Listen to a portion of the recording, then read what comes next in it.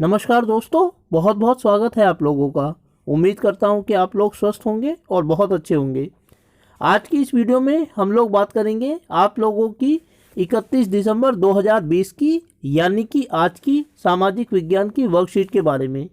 यह वर्कशीट भूगोल के पहले अध्याय भारत आकार और स्थिति नामक अध्याय से ली गई है और यह एक पुनरावृत्ति कार्य है, अर्थात इसमें प्रश्न पूछे गए हैं जिनका जवाब हम लोगों को लिखना है।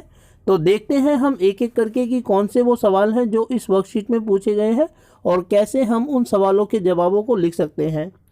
दोस्तों, वर्कशीट की शुरुआत हम करते हैं हम और देखते हैं इन सवालों को।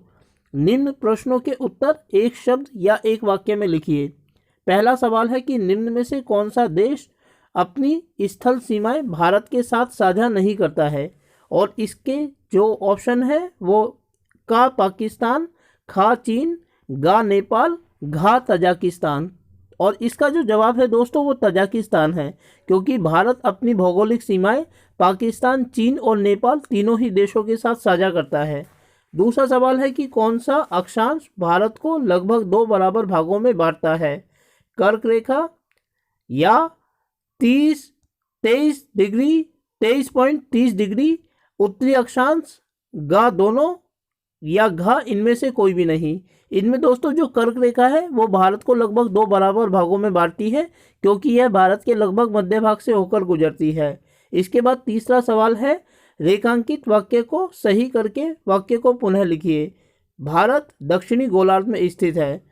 दोस्तों, इसका जो जवाब है हम इस तरीके से लिख सकते हैं कि भारत उत्तरी गोलार्ध में स्थित है। भारत की जो अधिकांश स्थिति है वो उत्तरी गोलार्ध में है। उत्तरी गोलार्ध का मतलब ये है दोस्तों कि अगर हम पृथ्वी को बीच में से 2 बराबर भागों में बांट देते हैं तो ऊपर का हिस्सा उत्तरी गोलार्ध कहलाता है और नीचे का हिस्सा दक्षिणी गोलार्ध कहलाता है। तो इस दृष्टि से जो भारत पड़ता है वह उत्तरी गोलार्ध अर्थात ऊपर वाले हिस्से में पड़ता है, जबकि उसका एक छोटा सा हिस्सा दक्षिणी गोलार्ध में भी पड़ता है। तो इसीलिए इस सवाल का जो जवाब है वह है कि भारत उत्तरी गोलार्ध में स्थित है। अब दोस्तों जो चौथा सवाल है वो इस प्रकार है कि रेखांकित वाक्य को सही करके पुनः लिखिए। क्षेत्रफल के आधार पर भारत विश्व में 5वें स्थान पर है। इसको हम सही करके इस तरह लिख सकते हैं कि क्षेत्रफल के आधार पर भारत विश्व में 7वें स्थान पर है। अर्थात अगर जगह के स्थान आधार पर हम देखें तो भारत विश्व में 7वें नंबर पर आता है, जबकि इस वाक्य में 5वें नंबर पर दिखाया गया है। हमें 5वें नंबर के स्थान पर 7वें नंबर का प्रयोग करना है। इसके बाद जो अगला सवाल है दोस्तों वो निम्न वाक्य में सही व गलत छांटना है। वर्तमान में भारत में 28 राज्य और 9 केंद्र शासित प्रदेश हैं। यह सही है दोस्तों, क्योंकि इससे पहले जो जम्मू कश्मीर था वो एक राज्य था और 29 राज्य और 7 केंद्र शासित प्रदेश हुआ करते थे। लेकिन पिछले वर्ष जम्मू कश्मीर को 2 भागों में बांटकर उन दोनों को ही केंद्र शासित प्रदेश बना दिया गया है। इस प्रकार भारत में 28 राज्य और 9 केंद्र शासित प्रदेश बन गए हैं। दोस्तों, अगला जो सवाल है वो छठा सवाल है, जो इस प्रकार है कि निम्न वाक्य में सही व गलत बताइए। 82 डिग्री 30 समय पश्चिमी देशांतर को भारत का प्रमुख याम्योत्तर माना गया है। यह सही है दोस्तों। यह वह याम्योत्तर है जिसके आधार पर भारत के स्थानीय समय को तय किया गया है। इसके बाद जो 7वां सवाल है वो इस प्रकार है कि नीचे दिए गए प्रश्न में एक कथन ए और उसका कारण आर दिए गए हैं। इन वाक्यों को पढ़कर सही विकल्प का चयन कीजिए। कथन अर्थात ए इस प्रकार है कि भारत का देशांतरीय विस्तार लगभग 30 डिग्री है, और कारण यानी कि आर 82 समय 30 डिग्री पश्चिमी देशांतर को भारत का प्रमुख याम्योत्तर माना गया है। और इसके जो विकल्प हैं वो इस प्रकार है। ए और आर दोनों सही हैं तथा ए आर की सही व्याख्या करता है। बी ए और आर दोनों सही हैं किंतु ए आर की सही व्याख्या नहीं करता है।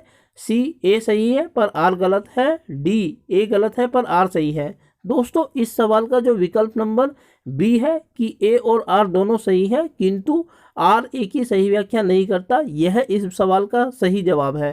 क्योंकि हम देखते हैं कि भारत पूर्व से पश्चिम तक जो उसका याम्योत्तर है वो 82 समय 30 डिग्री है, और साथ ही ये भी कि भारत का जो देशांतरीय विस्तार है वो लगभग 30 डिग्री के बराबर है। दोनों ही बातें सही है, लेकिन कारण कथन की सही व्याख्या नहीं करता है, तो इसलिए इस सवाल का जवाब विकल्प बी सही जवाब है।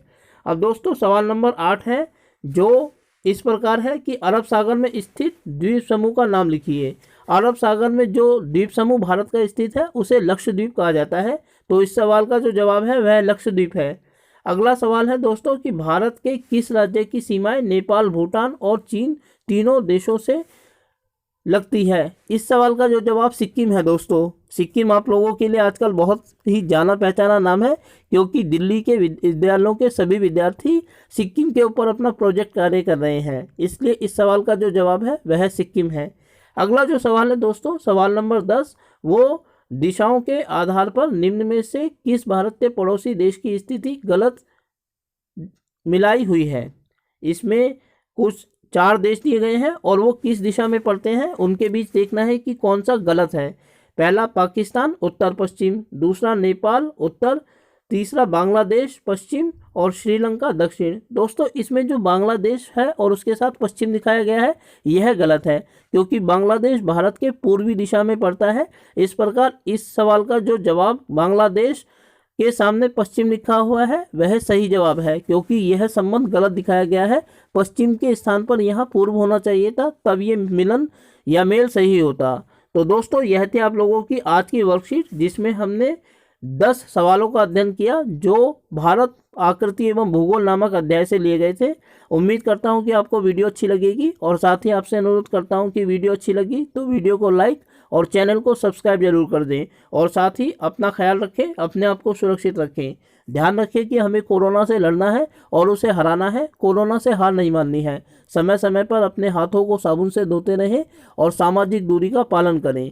तो दोस्तों अगली वीडियो तक के लिए मैं आप लोगों से विदा लेना चाहूँगा। तब तक के लिए अपना ख्याल रखें। वीडियो को देखने के लिए आपका बहुत बहुत धन्यवाद।